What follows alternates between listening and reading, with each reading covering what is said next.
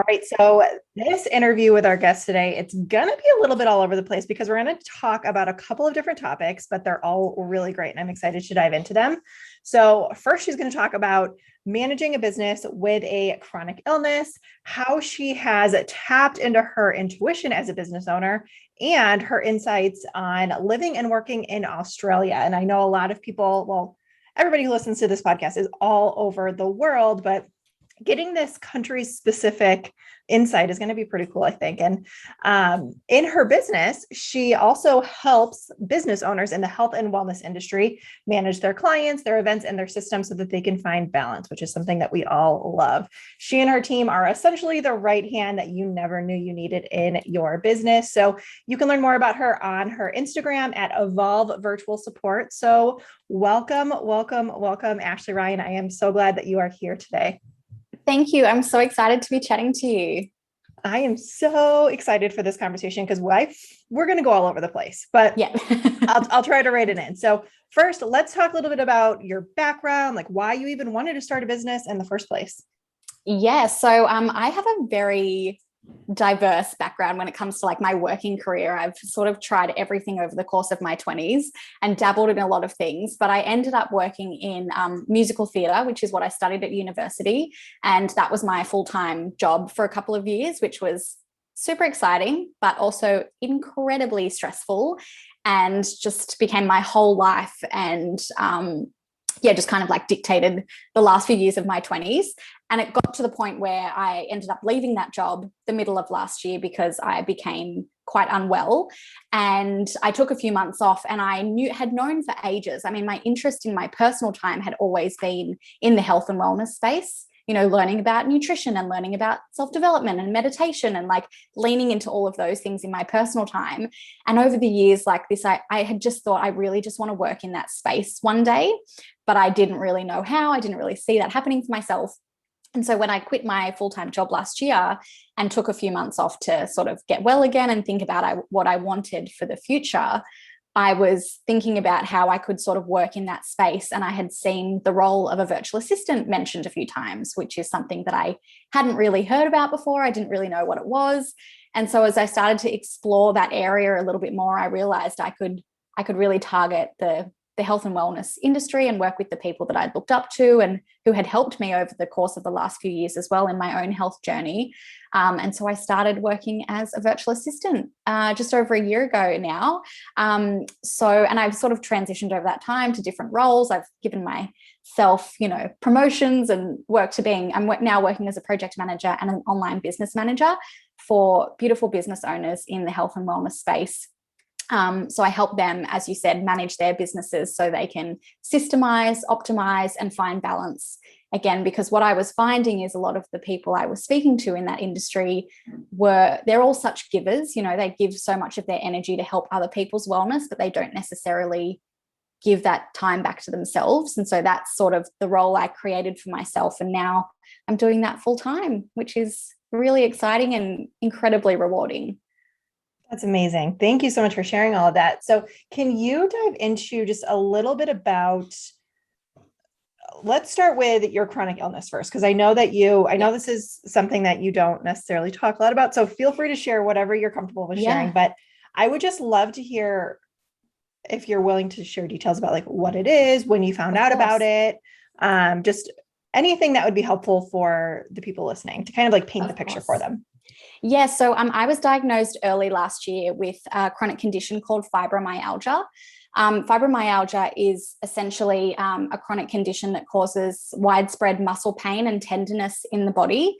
It's also accompanied by other really fun symptoms like insomnia, fatigue, memory. Your memory can get affected, and mood, some mood stuff as well, which is all great. So basically, I had been diagnosed with that early last year after a whole almost 18 months of tests. I had been sick for a really long time. The way you get diagnosed with fibromyalgia is sort of through like a trial and error. Like you go through a lot of other tests first that get, signed off as no, that's not it, before you actually get diagnosed with fibromyalgia, because it can be very hard to diagnose, which is why it took me so long to get diagnosed. You sort of go through tests for lupus and tests for rheumatoid arthritis and leukemia and like all of these things where the doctors think that might be it, before, realizing that actually it's fibromyalgia. So I had been sick for quite some time. And then it all came to a head as the pandemic hit last year. My industry working in musical theatre was heavily impacted. It was the first industry to shut down at the time. And the stress of trying to, keep my job and manage all of the changes that were happening, I didn't realize were causing such chronic stress on me that all the symptoms, I had like a massive flare up that left me really not in a good state. And so that was around the time that I got diagnosed. Fibromyalgia also, it really mimics like an autoimmune disease, like symptoms of an autoimmune disease, but rather than attacking the body, it doesn't sort of have that sort of impact, but it can weaken the immune system and all of that kind of thing. So yeah, it's generally just a widespread muscle and tenderness condition. Some people who have fibromyalgia suffer with that every single day when they wake up, which I am very blessed to not be on that extreme level. My fibromyalgia flares up when I am in periods of intense stress or when I'm not looking after myself, when I'm overworking, overcommitting, and not taking any downtime. So that's sort of what I'm dealing with, and I will be dealing with for the rest of my life. But thankfully, over the course of the last 12 months or so, I've been able to figure out what does and doesn't work for me and find the support that I need in order to run a business and be well majority of the time as well. And it was a big push, I guess, as well for me to start my own business, because I couldn't imagine going back to a corporate job or a full-time job and having those periods happen and not being able to just take the time to recover or rest. So I sort of created this business so that it would work in my favor. I could do a good job, but also take the time I needed to sort of serve that condition that I've got. Oh my gosh, I love that. And I love the flexibility that you've given yourself, not just for your life, but so that you can, like you said, like manage this illness that you have as well. Yeah. So I think that's great. Yeah. Now, I know you touched on this just a little bit. You said that you've been able to structure your life and your business in a way that allows you to be your best self, but do you have any like specific routines that you go through, or have you structured things? Like what does your structure look like? Yes. Again, it's been trial and error. I sort of stuffed up a lot along the way to figure out what works for me. I think when I first started my business last year, I went and recreated the stress and the format from my previous job without even realizing it, like overcommitting, taking on too many clients, taking on too much work. And I was getting myself to that place of burnout again, which is where I trigger all of those symptoms. So I sort of have had to reassess a couple of times if things are working for me, and I pivot accordingly. And I think I've given into that more, like given into not having one way of doing things and not being so firmly set on my business looking one way. I've kind of become a bit more flexible in how my business looks and how it might look in the future. And I've been willing to pivot a little bit more. With my fibromyalgia, the best ways I've found to manage it is through talk therapy, so seeing a psychologist, and through stress reduction. So I've really had to think, okay, how in my business, which is stressful, running a business is stressful, running a business on your own is stressful, how can I reduce that stress in the most impactful way for me? And so what that looks like now, which it didn't look like a few months ago until I made some changes, is I've reduced my clients. I no longer have as many clients. I think at one point the most I had was about 9 or 10 clients. And while the workload was not very manageable, but there's that mental strain. I think you would probably know from your experience when you're doing a task for a certain client, and then you've got I've got 2 hours for this client, then I've got 2 hours for this client, then I've got 1 hour. Even that time it takes to switch from client A to client B, the mental shifting that it takes to move into like a new task or a new project, that was really draining me. And so what I found by taking on less clients, but at more hours, like individually, I haven't had to like have that mental strain of like flicking so often between different clients, which has helped massively.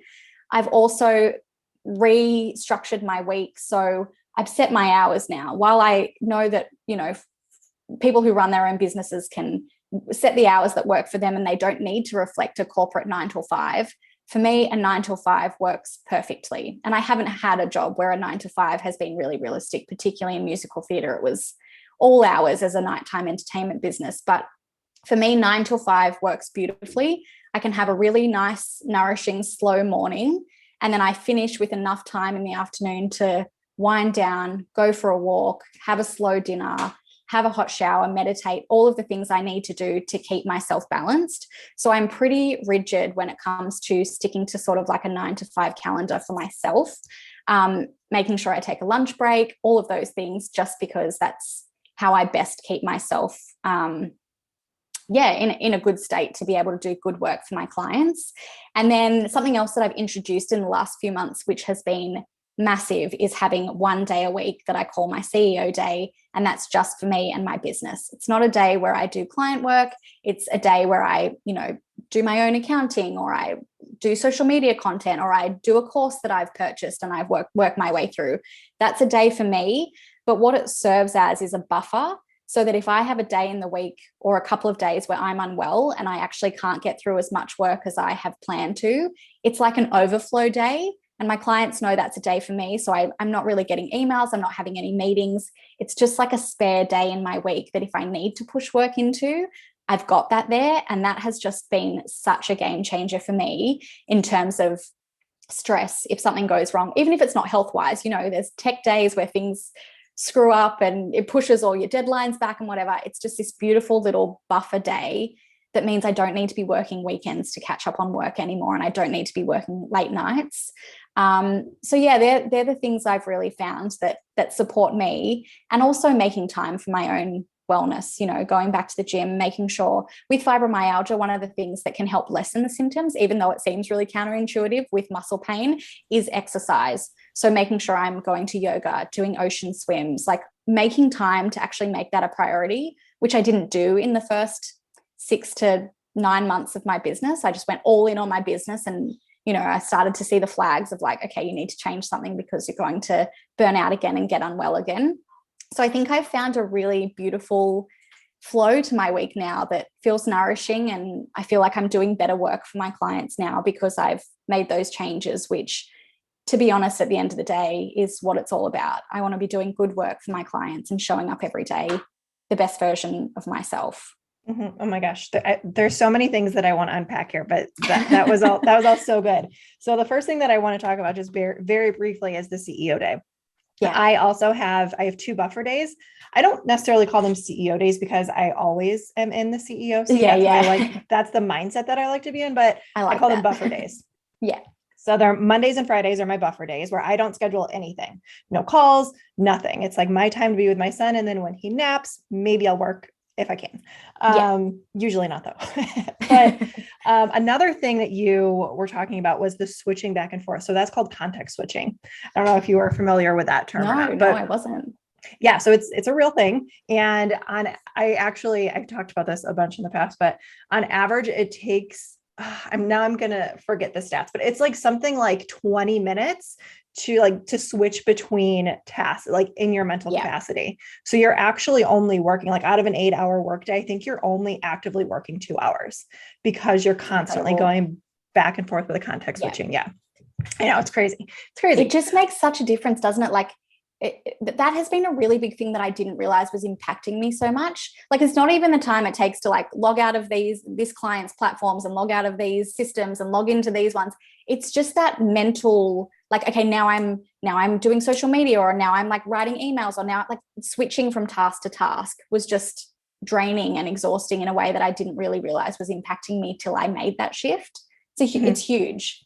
Oh, it really is. Even just things like in your own business too, like going from, for example, like writing social media content, or I don't know, let's just say writing social media content, to like planning out dates for your next launch. Those are two totally different things. And even though you're in your own business, you don't have to like log out of different things, but you need to give yourself like that mental capacity to focus on those things at the right time, which is why I like to do those in like chunks. I hate that word. Well, no, I know, but yeah. It's a terrible word, but like, I don't know another way to say it. Like focus on blocks. Perfect. Yeah. focus on specific things at one time. So like, I'm going to do all of my social media content today, and I'm not going to look at it for another month. Yeah. So that's how I've always gotten around that. And it's always been really helpful because I agree. When I had my agency and when I worked with corporate, I was working with like 15 to 30 clients at a time. So it was like constant bombardment into my brain. That's how it feels. That's totally how it feels. Yeah. Between like your clients emailing you and then like your team reaching out and then like just the stuff that you need to do. And if you have a family, like your partner texts you and you're like, everybody stop talking to me. 100%. Yeah. Totally. Well, that's actually another thing just quickly that I introduced to my business recently that's made a huge difference. What I had done when I started my business as the people pleaser that I was that, it's when I set up communication with my clients, it was however you want to communicate with me best. Let's just do that. If you want to email me, great. If you want to Voxer me, great. If you want to WhatsApp me, great. So I had I had a client who would inbox me in my Instagram with tasks. Like it was all over the place and it was so stressful. Now that I've streamlined that all to everyone on Slack, it is just like such a game changer. I don't have constant notifications. I go into Slack at certain times of the day when I'm mentally prepared to deal with those things.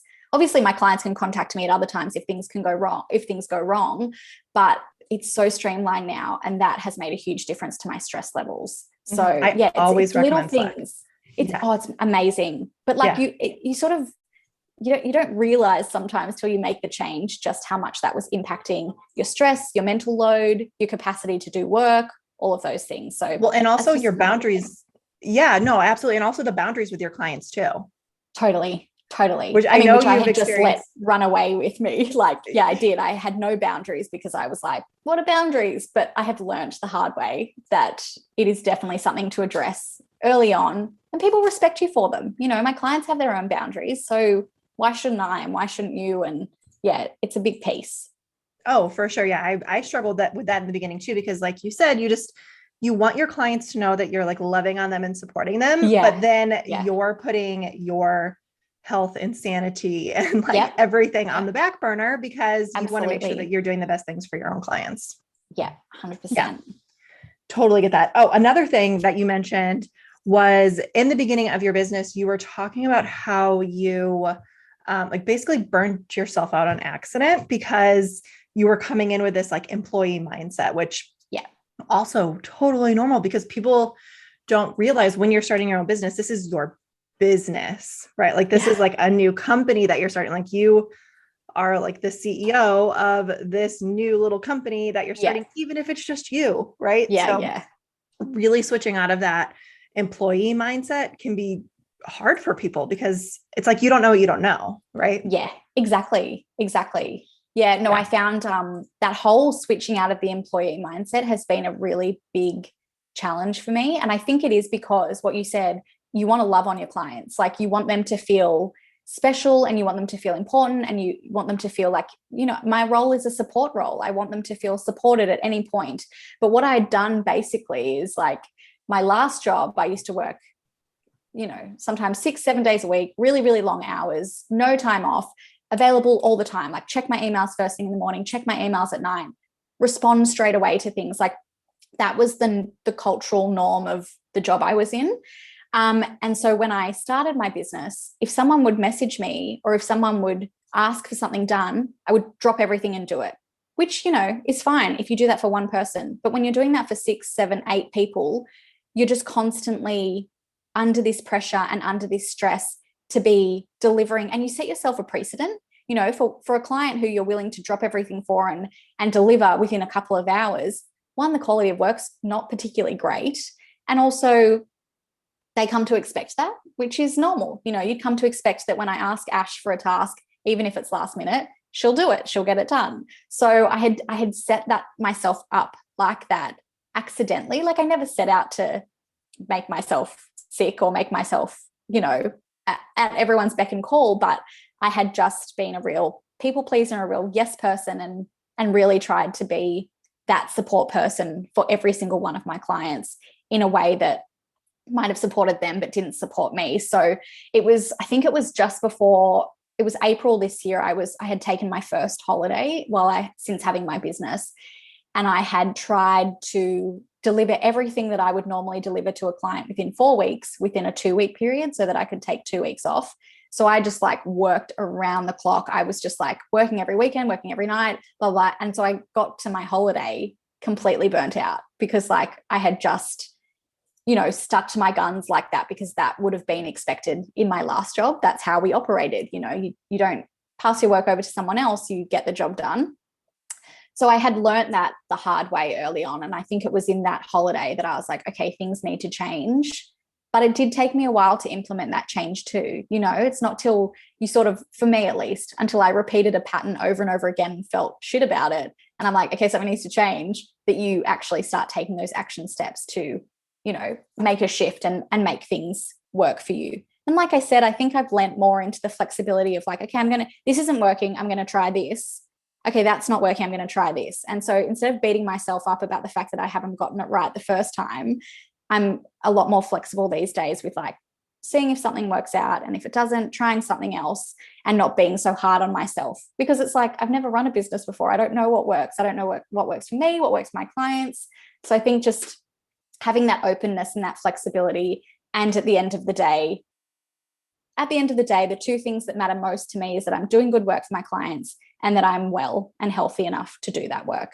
So that's kind of what has kind of become a compass for me when I'm making these decisions moving forward. Yeah. And I mean, that's totally normal for the first couple of years of business too, because it's kind of all trial and error. Like you don't really know unless you like work with somebody who shows you how to do it in the right way, So also when you were talking about like that always on mentality, I can relate to that so much because that's how my corporate job was too. And I don't know if it's a corporate thing, maybe, I don't know. I worked at an agency though. So like we were a digital marketing agency. So it was like constantly crazy busy. And like, we were working with franchisors, franchisees. So it was like literally hundreds of people contacting you at all times. So one of my favorite tricks though, that I learned, took me way too long to learn this, is if you're communicating with clients in email, is to schedule your emails. So it's like, you can respond to, like, if you're working, you shouldn't be doing this, but if you are working at like 10 p.m., you can schedule those emails so they go out like the next morning. Yeah. That's huge. That's something like I actually did do in my last full-time job. And I haven't really done it.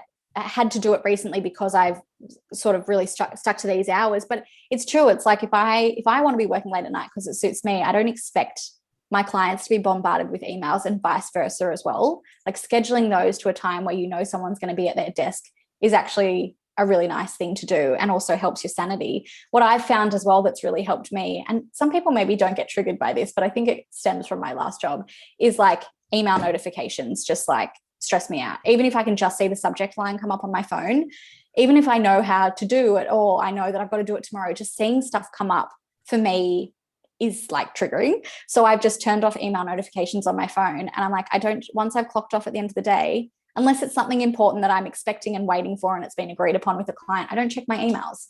I don't get my notifications. My notifications turn off, and I don't look at it again until the next morning. And that works the next morning when I'm sitting down at my desk, not the next morning when I'm waking up. And it's like, that has been huge for me. Just like recognizing what triggers you and what stresses you out and adjusting accordingly is big.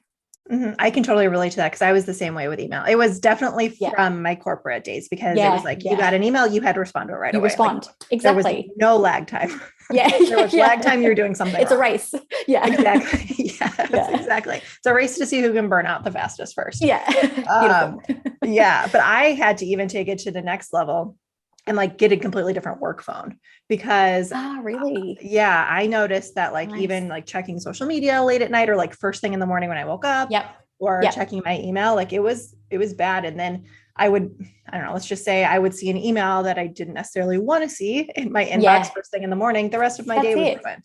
That's it. Yeah. Why am I doing this to myself? No. Why do we do that? It's accessing that information and those tasks and stuff when you're in the mindset to deal with them. When I'm sitting down at my desk, and I know I'm the same with social media. I've really backed off on my social media business account in terms of just like sitting and scrolling.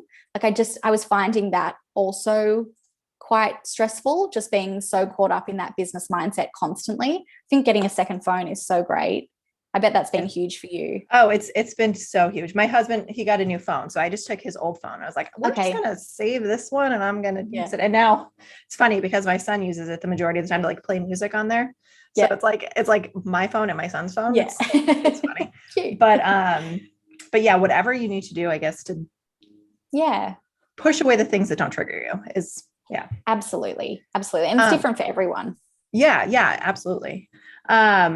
I do want to talk a little bit about where intuition played a role in this. I'm sure it was like sporadic throughout, but was there any one point where, because you're clearly very like type A individual, like coming from the corporate world, traditional corporate world into starting your own business, burning yourself out. So I'm sure that you were like very stuck in the masculine energy. Am I right about that? Yes, absolutely. Yeah, absolutely. Totally relate to that as well. Yeah. So was there like a tipping point when you're like, okay, I need to figure out what this feminine energy intuition stuff is all about? I wouldn't say there's an exact point. I think for me, it was a slow burn. I mean, I feel like I've always been quite intuitive. I feel like I've always, even if I've ignored it, I've always had signs, triggers, physical reactions to things that help me know what my intuition is saying to me. And for me, it all starts in my gut. Like I get this visceral gut reaction of like feeling a little bit sick. It's sitting there. I can't seem to work my way through it. Like that's how it starts. But for me to actually like take action on that, I'm a bit of a slow burner. Like I sort of sit in it, think about it, endure it for a while before making any change. So I don't think for me necessarily it was one thing, but I had learned, I've sort of been in this space for a while, but I didn't fully understand the masculine and feminine in a business and why it's so important to have both. And also how I was super in my masculine, just go, work all the time. I think it was when I sort of learned about that concept earlier in the year that it kind of shone a light on how I was operating. And I was like, I don't want to be like that. Like, I don't want that to be, that's not why I started this business. That's not, what I'm trying to build for my future.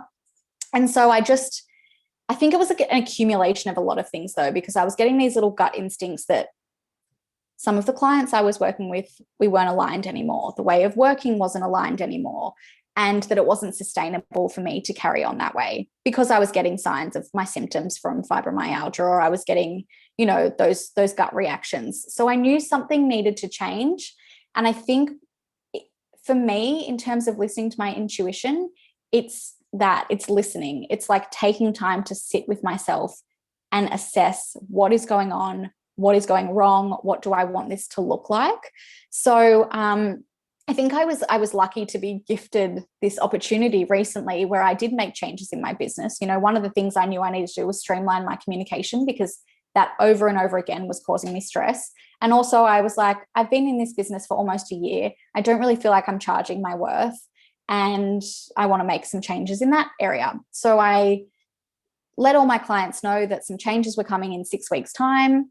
And these were the changes that were happening. And what happened as a result was I lost half my clients. So I had half of my clients say that they wouldn't be working with me anymore for various reasons, which is absolutely fine.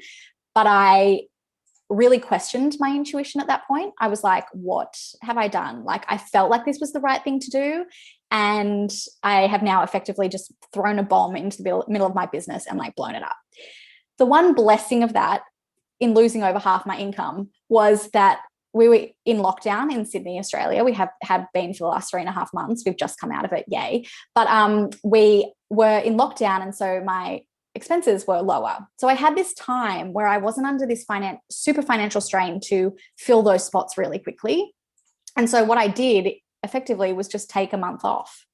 Like, I still had my other clients, but I didn't rush to fill those spots. I was just like, I'm going to use that time to just sit and assess and think about what is working and what is not working. And I really did just tune into my intuition. Like, I think when I actually give it the space to emerge and I'm not working all the time and socializing all the time and like filling every single gap in my week, the messages that are true to me come to me quite quickly. So I think taking that time and taking time in my everyday as well, like the mornings where it's slow and the afternoons where I can go for a walk, that's time that it gives me space to just sort of get in my head in a good way, get in my heart and realize what I actually want and need from this business and the future. And I think that's been really helpful, listening to my intuition and going with it, not resisting it so hard for so long. And that's been a lesson to learn for sure. Yeah, absolutely. So when you say sitting with your intuition, what does that mean? Like, are you meditating? I know you mentioned going out on walks, but yeah, are you actively meditating? Are you journaling? Are you just like sitting on your couch and staring at a wall? Like, what does it look like for you specifically? It's a bit of everything.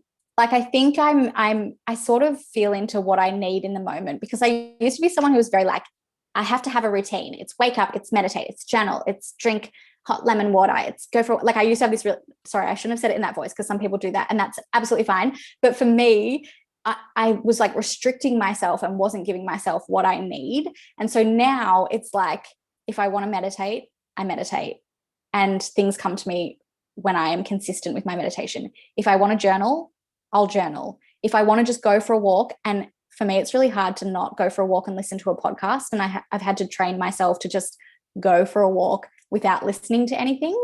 And that's been huge for me. Even if it's just like a 20, 30-minute walk of like walking out in nature. I'm very lucky to live right by the beach. There's beautiful areas to walk around. If I just walk and go for a walk knowing that I'm about to process some things, like I've got something in my head that I need to work my way through, that's huge for me. So I think it's just like feeling what I need in order to tap into my intuition at any one time. And it's a combination of those three things. It's meditating, it's journaling, and it's going for a walk quietly, without distraction. And it doesn't always come to me straight away, but a combination of those three things consistently can help me get to an answer that I know to be true. And like, it's always like talking to someone, like talking to a friend or running an idea by someone. But I kind of feel like that's just me validating something that's already an answer for me, just like running it by someone, but knowing that I already know what the answer needs to be. Mm-hmm. Yeah, I love that you're giving yourself this flexibility to just kind of like do what feels good, because I was the person that you were talking about. Like, I have to wake up at this time. I have to journal at this time. So was I. Yeah. And it was, and then there would be days where I would wake up and I was like, I don't really want to journal today. I'm like, why am I forcing myself to journal? Like, that goes against the whole purpose of journaling. Exactly. And I know that routine works for so many people. And I tried for so long, like the amount of times I've sat down and like written out like 6 a.m. this, 6:20 this, 6:30 this, like I've done that and like I've tried it, but it just doesn't work for me. And I think for everyone, it's finding what works for you and what feels nourishing for you. Mm-hmm. As long as you tap into your intuition at some point during the day, right? Absolutely. And I think that's it. It's like doing a check. Like, I've got a friend who sets an alarm every morning at 11 o'clock. And that for her is like, she checks in on her breathing. She checks in on how she's feeling. She checks in on what she needs. Does she need a lunch break? Does she need a nap? Like, I love that, because it's like making time every day to just tune in. And when I was working so much, particularly my previous job, but particularly when starting this business, when I was just working, I wasn't giving myself that time. And I know how important it is to me. So it's not ignoring those signs, and it's making time. I mean, I really can't see how I got through it without that time to check in with myself before, because it's what sets me up for a good day. It's what helps me wind down at the end of the day. It helps me make decisions. It helps me feel more peaceful about what I'm about to face the next day or the next week with work. So even if it's just a couple of minutes every day, it's really a huge game changer. Mm-hmm. Yeah. And I know that you don't have kids. So no, I don't. I do want to talk to the moms who are listening right now, because I have, at the time of recording, this 2.5-year-old who is wild and insane and is sleeping less and less every single day. And I know we're going to get rid of nap times pretty soon. But if you're thinking like, there's no way I can dedicate like 20 minutes to myself a day, like start small, right? Like, totally. Start with 5 minutes, like lay in your bed after your alarm goes off, or if you don't use an alarm or whatever, and just lay there for 5 minutes. Like, that's how I started doing it. Cause I was like, okay, I could find a pocket of 5 minutes. Yeah. And then I would just build it up. And now I'm up to like crazy, like 2 hours in the morning, but I do wake up early to make that happen. Yeah. Yeah. It because I doesn't have to be need up to before my be, son. it doesn't need to be long. 5 minutes, Right. like, there are days I've got projects due and all sorts of things where like there are some days that are way busier than others.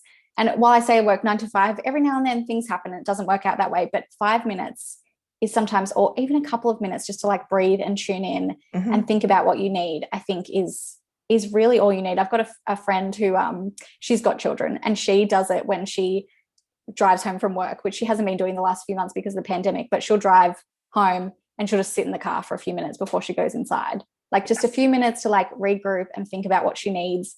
It doesn't have to be long. It's just honoring yourself for a couple of minutes every day. Yeah. And my favorite way to do it, I don't know about you, but is just to focus on my breathing too. Yeah. Like especially if you're new to it and you're like, I have no idea I don't know how to be quiet with myself. Just literally focus on your breathing for 5 minutes.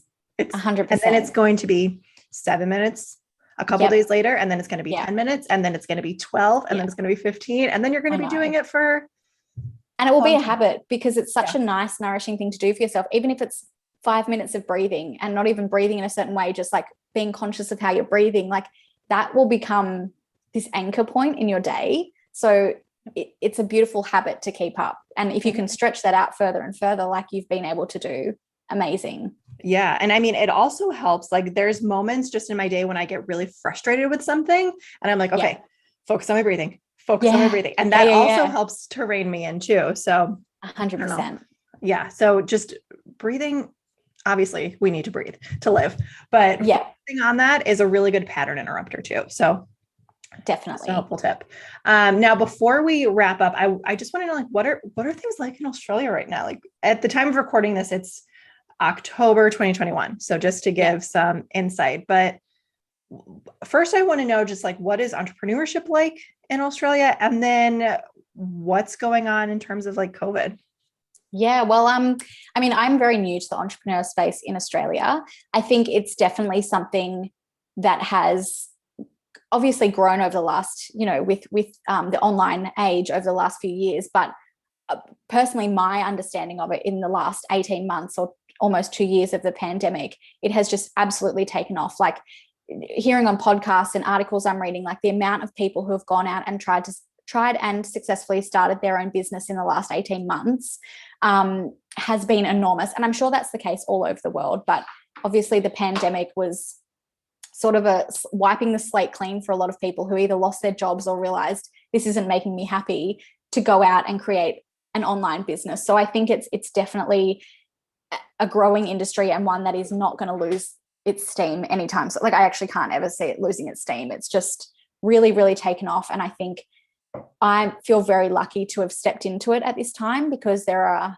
a lot of women who have gone before me, but they're to look up to and to seek advice from and mentorship from and that kind of thing. But there are a lot of women who are going through the process, not just women, but a lot of women going through the process at the exact same time as me. And that has been so supportive and so helpful to just, talk through things and run ideas past and whinge about things if you need to. Like it's such a nice mix of like people who have gone and done it successfully before you and others who are on the same journey as you. So it's definitely a much bigger and growing industry here, particularly in the online space.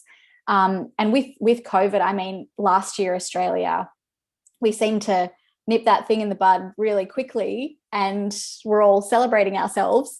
But we got hit by the Delta strain the middle of this year, and pretty much the whole country went into lockdown and have been for the last 3.5 months. So we just opened back up again 2 weeks ago, and it's a sort of, there's two different groups of people. There's people that just like rush straight back out, and then there's people like me who are a little bit more cautious about that re-entry. But really hoping now that vaccination rates are where they are, that we won't have to face another lockdown like we've done twice now, long stretches. That was my third lockdown. So it's been pretty brutal, but I feel very lucky to be working now in a business that means I can do it anywhere, anytime from home. I've been able to adjust quite quickly and was very lucky to maintain some of my really, really strong clients who also run online businesses. So yeah, it's been a wild time, but I feel very lucky to be in the position I'm in. Yeah, no, thank you so much for sharing all of that. And I'm so glad that you were here. And I know that so many people are going to benefit this, whether they have a chronic illness or not, whether they've tapped into their intuition yet or Yeah. not. But I feel like this is a really good conversation that just needed to happen to kind of like I said, peel back the curtain on what Yeah. actually happens behind the scenes. So thank you again for being here. And where can people find you if they want to connect with you? Of course. Well, firstly, thank you for letting me share my story. I haven't really shared that part of working with a chronic condition before. So it was nice to do it in a safe space with you. So thank you. And yes, I'm on Instagram at evolve_virtual support. So come and find me there. I don't operate on other social platforms. Instagram is enough for me at the moment. But I do really enjoy connecting with people there and sharing my story and hearing theirs and lending support. So yeah, come and find me there. Amazing. Thank you again, Ashleigh. You are always Thanks. so sweet and great to talk to. Thank you. Thank you so much for your time. I appreciate it.